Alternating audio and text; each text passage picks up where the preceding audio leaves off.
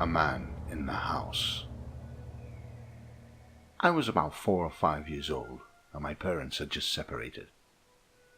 My mum was living in a 2-bedroom apartment. I had my own room, but I preferred to sleep in her bed whenever I was staying with her. Our 2 bedrooms were at the end of a hallway, directly across from each other. Our apartment was on the first floor, and I remember that it was in the middle of the summer, and my mum had a window open in her room, which was directly behind the bed above the headboard. Anyway, I woke up in the middle of the night and remember sitting up and seeing that our cat was sitting in the door frame of my mum's room. Her door was open and you could partially see into my bedroom. This was strange because our cat was typically always in bed with us. As I was watching him, he walked into my bedroom and meowed. I turned to face my mum and wake her up. In the 3-4 seconds it took her to wake up and ask me what was wrong, we both looked back up in the doorframe, and there was a man standing by my open door, making his way out of my bedroom. I still don't know how she managed to do it so quickly, but my mother proceeded to pick me up and literally throw me out of the screen window. Again, we were on the first floor, and it was maybe a 3-foot drop to the ground. She quickly followed, and we were able to start screaming for help, and someone called 911. The police came, but didn't see any signs of forced entry, only that our front door was unlocked, which led them to believe the man must have exited that way.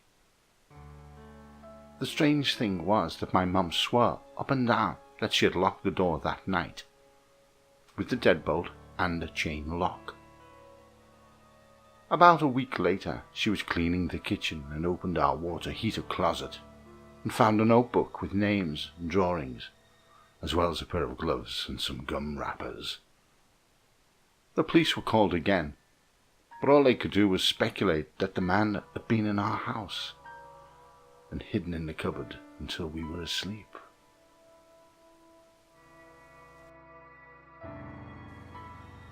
The creep outside the psych ward.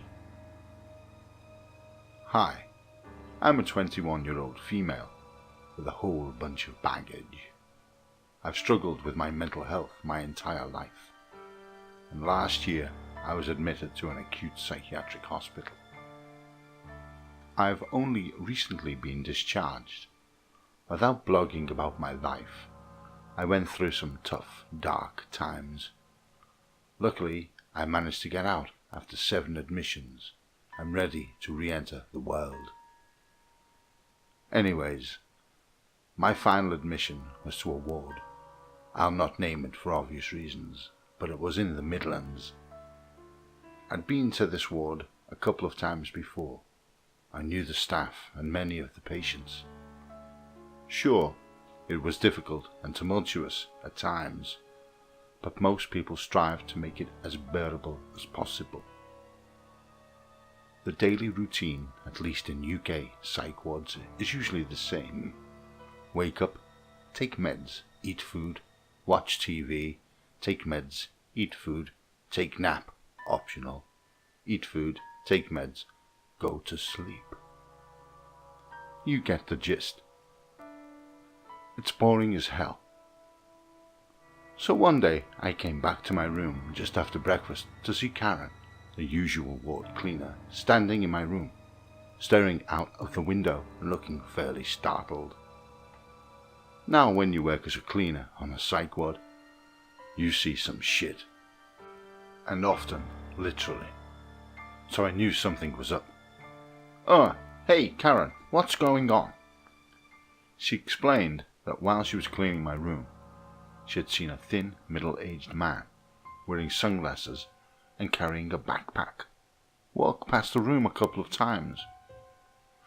She said that something seemed off about him. I sort of shrugged it off because he may well have just been a lost patient, as they usually look off. So I went about my day as usual. Then, at around midday, I went to grab something from my window shelf and was suddenly face to face with this middle-aged man wearing glasses, and yeah, a backpack. He didn't look especially freaky, just a normal, lanky looking guy. Still, I freaked the fuck out and ran from the room. The windows were tinted, so I'm fairly sure he couldn't have seen me, but it gave me quite a fright. During the next few days, a number of patients and staff members saw him stalk past numerous windows, which was especially strange, because the ward was fenced off so that your average bystander couldn't find themselves near the unit. We all wondered whether he was just a curious adventurer, or if it was something a bit more sinister. 3 days after the initial encounter, I'd kind of forgotten about the whole thing, and went to bed with my window slightly cracked.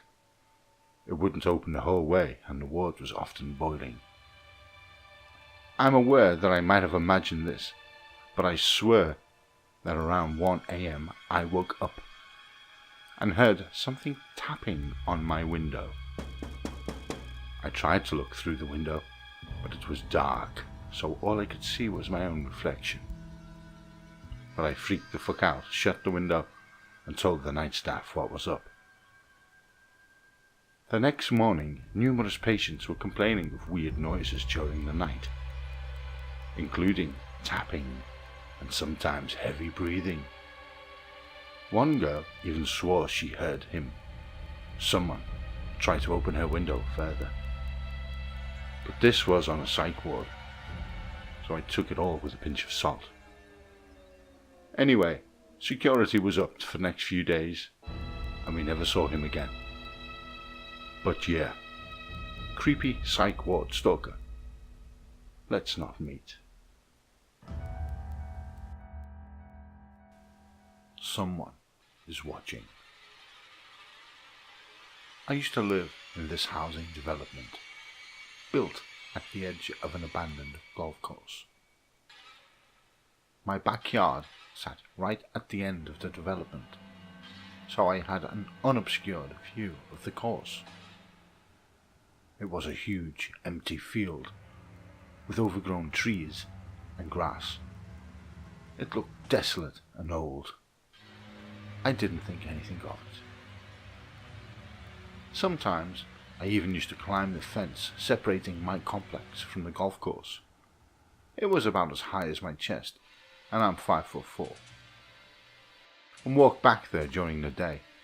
It was closed off, so I knew the only people who could get back there were those who climbed via the complex like me.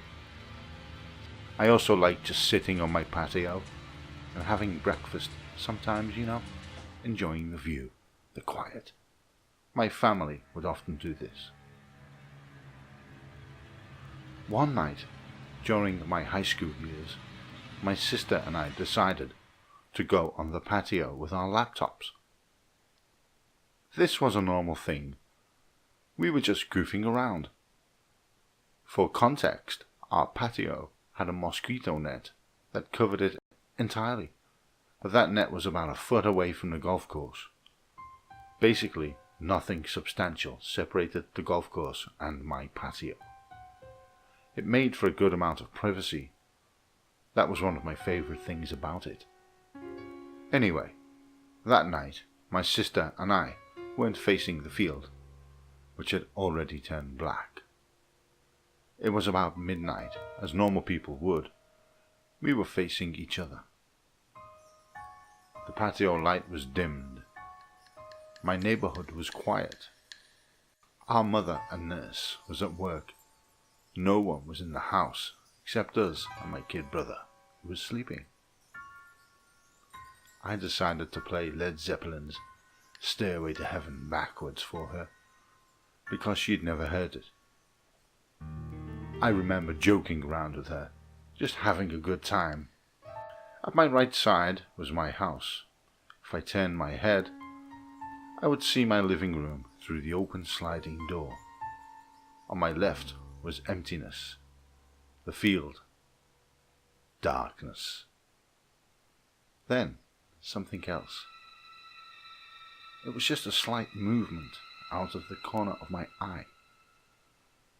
I turned toward the golf course, and there I saw a man.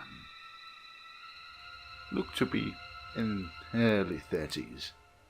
He wasn't moving and stood at the edge of our house, feet away from us, maybe even able to touch us if our mosquito net wasn't in the way. He was just staring quietly at my sister and I, and he was smiling big, a type of smile that gave me chills.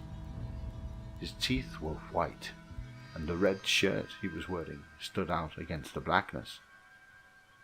I remember the red shirt in particular, how bright it was. The second I screamed, he ran in the direction of my screen door, which could have also been him running deeper into the field, as my screen door was on the side of our house, if that makes sense. The whole thing was bizarre. I didn't think, I just ran. My sister and I left our laptops outside and we rushed into the house. After struggling to lock the sliding door, I grabbed a kitchen knife and sat on the stairs with my sister until the police arrived. Calling them was useless. They never found anyone, and they never sat on my back porch again. I just kept thinking, how long was he watching us? That was over 7 years ago. In retrospect, I feel like maybe he was just some guy who lived in our neighborhood, who wanted to fuck with us. Though I had never seen him before, and didn't see him after. Still, all these years later, I can't have any of the blinds or windows open at night. I always feel like when I turn to outside, someone will be watching me.